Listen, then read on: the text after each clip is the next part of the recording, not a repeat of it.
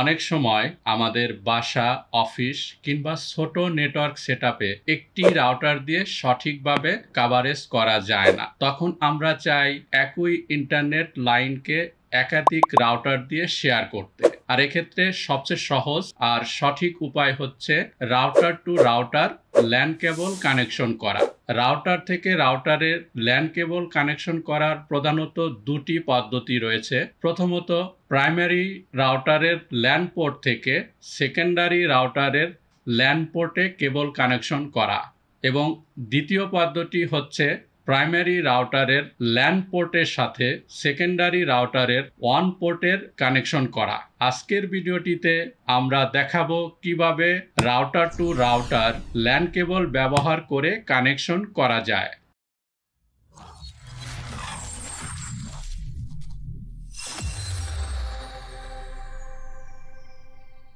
তো বন্ধুরা, আমার হাতে একটি টিপি-লিঙ্ক রাউটার দেখতে পাচ্ছেন। অপর প্রান্তে যে প্রাইমারি রাউটার আছে সেটিও আমার আরেকটি টিপি-লিঙ্ক রাউটার, অথবা যে কোনো রাউটারই হোক না কেন, সেই রাউটারের ল্যান পোর্ট থেকে এই রাউটারের, এটা আমার সেকেন্ডারি রাউটার, এই রাউটারের আমি একটি কেবল, এই কেবলটি আপনার RJ45 কানেক্টর দিয়ে কানেকশন করা আছে, এবং এই কেবলের দূরত্ব আপনার রুমের দূরত্ব অনুযায়ী নিতে হবে। তবে অবশ্যই আপনি 100 মিটারের ভিতরে রাখবেন, তাহলে হচ্ছে পারফেক্ট লাইনের স্পিড আপনি পাবেন। প্রাইমারি রাউটারের ল্যান পোর্টের থেকে, ল্যান পোর্টের যে কোনো পোর্ট থেকে, এরকমই আপনার পোর্টগুলো থাকবে, যে কোনো পোর্ট থেকে প্রাইমারি রাউটারের কানেকশন করবেন। অপর প্রান্তে আমার প্রাইমারি রাউটারে কানেকশন করা আছে। এই রাউটারের, এটা আমি সেকেন্ডারি রাউটার হিসাবে ব্যবহার করব। এটার যে কোনো একটি পোর্টে আমি কানেকশন করব।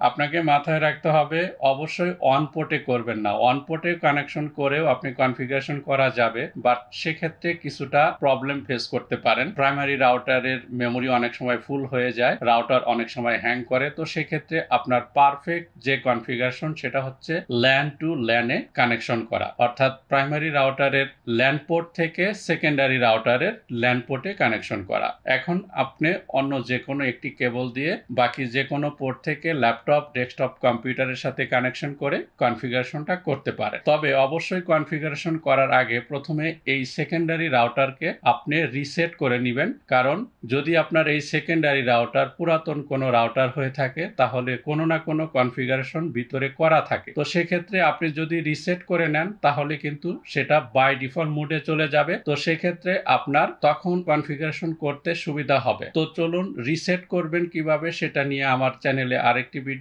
দেওয়া আছে, আপনারা সেটা দেখে নিতে পারেন। তারপরও আমি এখানে দেখাচ্ছি। পাওয়ার কেবলটা দিয়ে দিবেন কানেকশনটা, দেন রিসেট বাটন যেটা আছে সেটা জাস্ট শুধু চাপ দিয়ে ধরে রাখবেন 1 মিনিটের মতো। 1 মিনিটের মতো চাপ দিয়ে ধরে রাখার পরে আপনি জাস্ট এখানে 2-3 বার হচ্ছে আপনার ব্লিড হবে। ব্লিড হওয়ার পরে বন্ধ হয়ে যাবে। বন্ধ হওয়ার পরে জাস্ট আপনি প্রেস করা ছেড়ে দিবেন। ছেড়ে দিলে আপনার এখানে আবার লাইটটা জ্বলে উঠবে। তখন আপনি কিন্তু ল্যাপটপ, ডেস্কটপ মোডে থেকে কনফিগারেশনটা করতে পারবেন। যারা নেটওয়ার্কিং শিখছেন অথবা বাসা, অফিস কিংবা ল্যাব সেটআপে একাধিক রাউটার ব্যবহার করতে চান, তাদের জন্য এই ভিডিওটি হতে যাচ্ছে অনেক গুরুত্বপূর্ণ। নেটওয়ার্কিং নিয়ে আরো ভিডিও টিউটোরিয়াল পাওয়ার জন্য আমাদের চ্যানেলটি সাবস্ক্রাইব করে আমাদের পাশেই থাকো। তো বন্ধুরা, চলে আসলাম কম্পিউটার স্ক্রিনে। এখন আপনারা জানেন টিপি-লিঙ্ক রাউটারে যদি আপনি লগ ইন করতে চান তাহলে মোবাইল ফোন দিয়েও কিন্তু এই কাজটা করতে পারবেন, এবং আপনার ল্যাপটপ, ডেস্কটপ কম্পিউটার দিয়ে করতে পারেন। তো আমরা ল্যাপটপ দিয়ে এই মুহূর্তে আপনাকে এই কাজটি করে দেখাবো। জাস্ট যে কোনো পোর্ট থেকে আপনি একটি কেবল ল্যাপটপের পোর্টে কানেকশন করবেন। এক্ষেত্রে কিন্তু প্রাইমারি রাউটারের থেকে কেবল যেটা আসছে সেই কেবলটা জাস্ট খুলে রাখবেন আপনার কিছু কনফিগারেশন করার পরে, দেন কানেকশনটা আপনি করবেন। তো আমরা জাস্ট রাউটারের ভিতরে লগ ইন করবো। এর জন্য আপনাকে যে কোনো একটি ব্রাউজার ওপেন করে নিতে হবে। তো আমরা গুগল ক্রোম ব্রাউজারটি ওপেন করে নিচ্ছি। টিপি-লিঙ্কের বাই ডিফল্ট আইপি অ্যাড্রেস থাকে 192.168.0.1 অথবা 1.1। তো আমরা সেটা টাইপ করব 192.168.0.1, দেন সিম্পলি এন্টার প্রেস করব। যেহেতু এই রাউটারটিকে আমরা নতুনভাবে রিসেট করে নিছি, তো সেক্ষেত্রে এই রাউটারের একটা ক্রিয়েট লগ ইন পাসওয়ার্ড করতে হবে। তো আমরা একটি log in password set up করে নেই। দেন পাসওয়ার্ডটাকে আবার আপনাকে কনফার্ম করে নিতে হবে। তো আমরা পাসওয়ার্ডটাকে কনফার্ম করে নিব, দেন সিম্পলি স্টার্টে ক্লিক করব। তো দেখুন এখান থেকে আপনাকে সর্বপ্রথম যে কাজটি করতে হবে সে কাজটি হচ্ছে আপনি যদি এই রাউটারের যেহেতু যদি আপনার টিপি লিঙ্ক রাউটার দুইটাই হয় তাহলে কিন্তু সেম আইপি অ্যাড্রেস থাকার সম্ভাবনা বেশি। তো সেক্ষেত্রে অবশ্যই প্রথমে আপনাকে আইপি অ্যাড্রেসটি চেঞ্জ করে নিতে হবে। তো সেক্ষেত্রে আপনাকে নেটওয়ার্ক অপশনে আসতে হবে। দেন এখানে দেখুন কানেকশন টাইপ ডাইনামিক আইপি এই অপশনটাই থাকবে। দেন ল্যান কেবল এখানে আসবো। ল্যানের এখানে দেখুন আইপি অ্যাড্রেস, যে আইপি অ্যাড্রেসটি আছে সেটা জাস্ট একটু ব্লকটা চেঞ্জ করে দিব, আমরা অন করে দিব, অর্থাৎ 192.168.10.10.1 এই আইপি অ্যাড্রেসটা আমি দিতে চাচ্ছি। জাস্ট সেভ অপশনে ক্লিক করব। এখানে সেভ অপশন ক্লিক করার সাথে সাথে যেহেতু রাউটারের আইপি অ্যাড্রেসটি পরিবর্তন হয়ে যাচ্ছে তো সেক্ষেত্রে রাউটারটি রিবুট নেবে। তো আমরা এখানে ওকেতে ক্লিক করব। এই রাউটারটি কিন্তু রিবুট হয়ে যাবে। এখন কিন্তু বাই ডিফল্ট যে আইপি অ্যাড্রেস আছে সেই আইপি অ্যাড্রেস দিয়ে আপনি আর লগ ইন করতে পারবেন না। আমরা যে আইপি অ্যাড্রেসটি সেট আপ করলাম সেই আইপি অ্যাড্রেস দিয়ে আপনাকে লগ ইন করতে হবে। তো বন্ধুরা দেখুন এখানে কিন্তু আমার আইপি অ্যাড্রেসটি চেঞ্জ হয়ে গিয়েছে 192.168.10.10.1। এখন আমরা ইউজার নেম পাসওয়ার্ড যেটা সেট আপ করেছি সেটা দিয়ে লগ ইন করবো। জাস্ট সিম্পলি লগ ইনে ক্লিক করব। তো বন্ধুরা রাউটারটিতে লগ ইন করার প্রথমেই আপনাকে যে কাজটি করতে হবে, যে কাজটি অনেকেই ভুল করে থাকেন, সে কাজটি অবশ্যই আপনি মনোযোগ সহকারে করে নেবেন। প্রথমে আপনাকে ডিএইচসিপি এই অপশনটাতে ক্লিক করতে হবে। তো দেখুন এখানে ডিএইচসিপি সার্ভার ডিজেবল এই অপশনটাতে ক্লিক করবেন, কারণ ডিএইচসিপি সার্ভারটা আমরা ডিজেবল করে রাখবো। দেন সেভ অপশনে ক্লিক করবেন। আপনি যদি এই রাউটারের এসএসআইডি এবং ইউজার পাসওয়ার্ড পরিবর্তন করতে চান তাহলে অবশ্যই আপনি ওয়্যারলেস অপশনে ক্লিক করবেন। ওয়্যারলেস অপশন থেকে দেখুন বেসিক সেটিংসে আপনার যদি এসএসআইডির নামটা পরিবর্তন করতে চান তাহলে কিন্তু এখান থেকে পরিবর্তন করতে পারবেন। তো আমরা এসএসআইডির নামটা একটু পরিবর্তন করে দিব।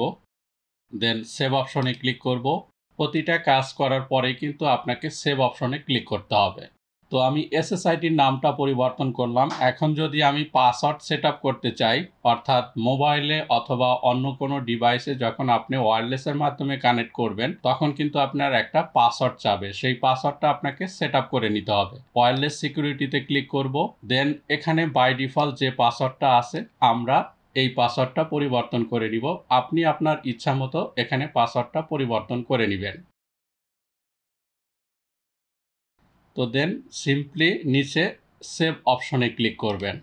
তো বন্ধুরা এতটুকু কাজ করার পরে আপনি আপনার প্রাইমারি রাউটারের ল্যান পোর্ট থেকে সেকেন্ডারি রাউটারের ল্যান পোর্টে কেবল কানেকশনটা আপনি করে দিবেন। তো আমরা কেবল কানেকশন করে চেক করে দেখব যে আমি ইন্টারনেটটা অ্যাক্সেস করতে পারছি কিনা। তো বন্ধুরা আমরা ল্যান কেবলটি কানেকশন করে দিয়েছি। এখন এই রাউটারটাকে জাস্ট সিম্পলি সিস্টেম টুলসে ক্লিক করে জাস্ট রিবুট অপশনে ক্লিক করবেন। দেন রিবুটে ক্লিক করবেন। এখানে আমরা ওকে ক্লিক করব।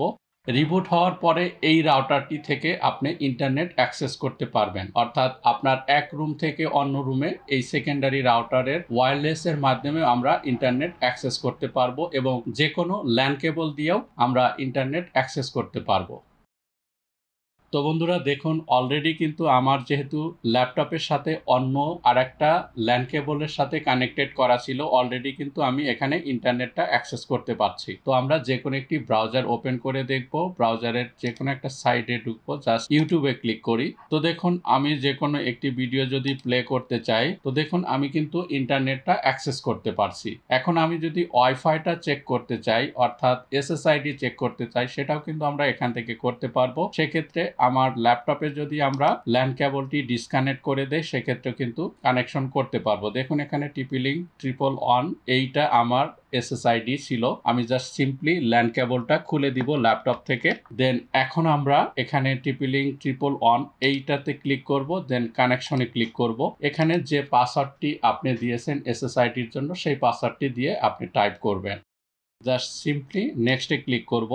তো দেখুন আমি কিন্তু ওয়াইফাইটা কানেকশন করে ফেলেছি, এখানে দেখুন কানেক্টেড সিকিউর। তো বন্ধুরা আশা করি বুঝতে পেরেছেন যে কিভাবে রাউটার টু রাউটারের ল্যান কেবল কানেকশন করে কনফিগারেশনগুলো করবেন। তো যদি ভিডিওটি ভালো লেগে থাকে তাহলে আজকের ভিডিওটিতে একটি লাইক দিয়ে বন্ধুদের সাথে শেয়ার করুন। আর যারা এখনো আমাদের চ্যানেলটি সাবস্ক্রাইব করেননি তারা চ্যানেলটি সাবস্ক্রাইব করে আমাদের পাশেই থাকুন।